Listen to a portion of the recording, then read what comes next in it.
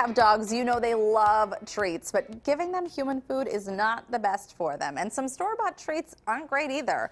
So what's a pet owner to do? Well, this is Cece, who you're seeing right now, the dog of our next guest, who gets treated like a rock star when her owner hand makes her healthy treats. Cece's owner, Caroline Passerrello, also happens to be a dietitian, nutritionist at the University of Pittsburgh School of Health. And Cece is a therapy dog there as well. And what better day than National Love Your Pet Day, which is today, to see how to make healthful snacks for our dogs. And Caroline, you say really having a healthy dog makes us healthier too, right? Absolutely, yes. Keeping your dog healthy, showing them love through health by making their own treats and exercising with them can help to lower our blood pressure and help manage our weight. So Those are good things. Those are good things. So you have a couple things here, and these two up front I know are bad options for dogs, right? Yes, grapes and raisins are a no-no. You don't want to feed those to the dogs. They can be toxic to them. And then one that has gotten a little bit of attention is some peanut butters. Not all peanut butters, but I know a lot of people put treats and pills in peanut butter. Yes. You don't want it to have xylitol in it. It's a sugar alcohol. For humans, it just gives us a little bit of a GI upset, but for it can be fatal to dogs. So just check your ingredient list. No xylitol. Xylitol, okay. Yes. And also carrots and beans, not good? Good. Those they're are on the good. check mark list. Yes. Oh, okay. Yeah, if your dog likes them. Cece loves vegetables, being a dietitian's dog.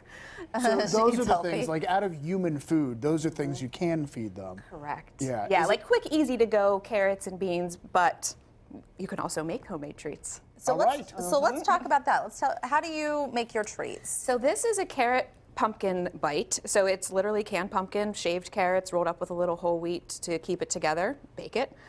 We have nut butter biscuits.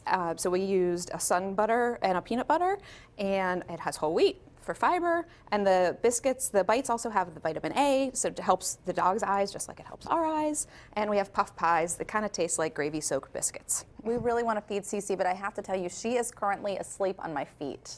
Oh my gosh, she is. She's right on your foot. She is asleep on my feet down here, and I don't want to move because she is very comfortable.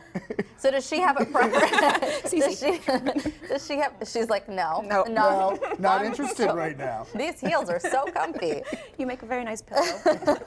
You know, is there an advantage to making the homemade treats? We see like advertisements sometimes for different dog food products, and they talk about fillers, they talk about watch out for all this other stuff. You know what's in here, right? That's exactly it. It's like a human food. When you make your own snacks rather than taking a prepackaged bar, you know what goes into it. It doesn't mean you can't have the packaged because for convenience, but when you're able to make it and know exactly what you put into it, you know what's not in there. Well, and I do think when you get into adding some other ingredients too in treats or whatnot, when you think of like the peanut butter that has those added substitutes, then you kind of get into that tricky area. What's good, what's bad for them. And as far as making them, I mean, you have them on a tray here.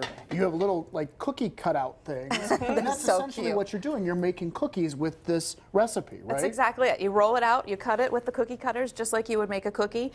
These are little paw prints. They don't come out extremely well, but there's molds that you can just fill up with. And the other thing I do with the molds is ice cubes. Dogs love to chomp on ice cubes. Yeah. Oh, that's a good thinking. thought too. Do you think that we could feed Cece here? We sure can. Okay. Cece, come here. Are you ready for food?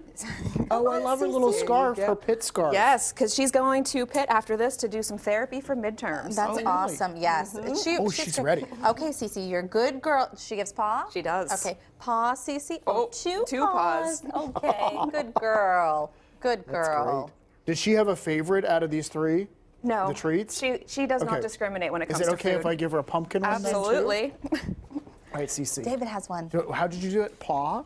Paw? Sit. Oh, sit? Sit. Paw. Oh, you got good one. Girl. Good girl. I can see why she's the therapy dog. Very sweet. Yep. And it's She's that so calm. She is, and it makes you calmer and reduces your anxiety. And the more exposure you get to the same pet, the more benefit you have for the therapy. Right. She's a cutie pie. Thank you so much, Caroline. We really appreciate it.